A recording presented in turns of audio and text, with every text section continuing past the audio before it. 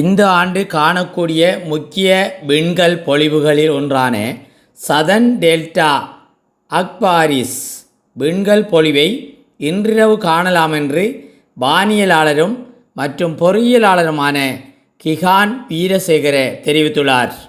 இந்த விண்கல் பொழிவுக்கு சதன் டெல்டா அக்பாரிஸ் என்று பெயரிடப்பட்டுள்ளது.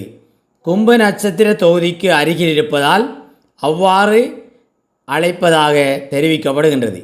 இந்த விண்கல் பொழிவு கிழக்கு திசையிலிருந்து இரவு 9 மணியளவில் எழும் என்று கிஹான் வீரசேகர கூறினார். இதன்படி இன்று செவ்வாய்க்கிழமை 29/7/2025 இரவு 9 மணிக்கு பிறகு எந்த நேரத்திலும் விண்கல் பொழிவை காணலாம். இரவு 9 மணி முதல் காலை வரை அது வானத்தில் உச்சம் பெற்று பின்னர் மேற்கு திசையை நோக்கி நகரும் என்று தெரிவிக்கப்படுகின்றது. விண்கல் பொழிவின் போது 15 முதல் 25 விண்கற்களை அவதானிக்க முடியும் என வானியலாளரும் மற்றும் பொறியியலாளருமான கிஹான் வீரசேகர மேலும் தெரிவித்துள்ளார்.